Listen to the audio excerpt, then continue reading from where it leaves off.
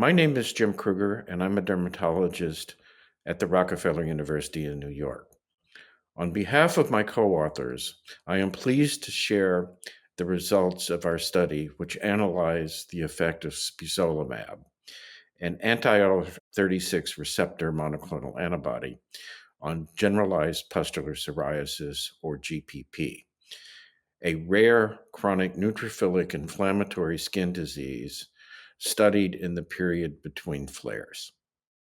In GPP, the acute flare period of the disease is well recognized and understood. As demonstrated in the FSCL-1 trial, intravenous Spesolimab has been shown to rapidly and effectively control skin flares that are characterized by the formation of pustules that can be seen in these photos. The impact of GPP on patients in the periods between flares is also well understood. Based on results from a survey of 66 people with GPP in the United States, GPP had an impact on daily activities of living, even in the absence of flares. In addition, many patients reported a fear of flares. In the FSCL-2 trial, quality of life was impacted in patients at baseline, despite them receiving systemic treatments and having clear or almost clear skin, demonstrating the high impact of GPP on patients' quality of life during non-flare periods. In this substudy of the FSCL-2 trial, we assessed inflammation in the skin of patients with GPP who received either Spesolimab or placebo. Our findings provide evidence that patients with GPP have high levels of inflammation in their skin during non-flare periods, likely due to inadequate inflammatory control by their background treatment. These findings offer a new approach of controlling GPP with Spesolimab by suppressing background inflammation to prevent flares. This study is important as it contributes to the growing understanding of the impact of GPP on patients' quality of life, and it helps explain why patients are right about fearing flares. The study focuses on 7 patients with a complete molecular and clinical data set.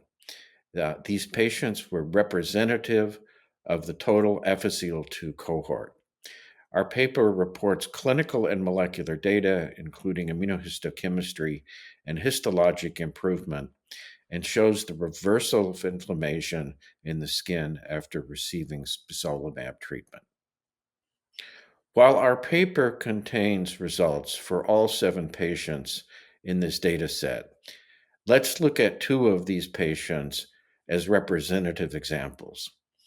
One patient, patient 4 in this slide, is randomized to 300 milligrams subcutaneous Spesolimab every 4 weeks after a 600 milligram loading dose. Patient 6 receives initially placebo treatment, but experiences a flare during the placebo treatment and is subsequently treated with Spesolimab. We observed both patients have baseline inflammatory activity as characterized by neutrophilic inflammation and high molecular expression of a variety of inflammatory markers. After Spesolimab treatment, the cellular inflammation in the skin is reduced with corresponding molecular improvement in these inflammatory markers and a skin phenotype, as you can see in pictures, in which there is no detectable residual inflammation. In conclusion, this substudy of the FSCL-2 trial provides important new information on skin inflammation in patients with GPP and provides rationale for the chronic management of disease to control inflammation, prevent flares, and reassure patients that their condition is being effectively controlled.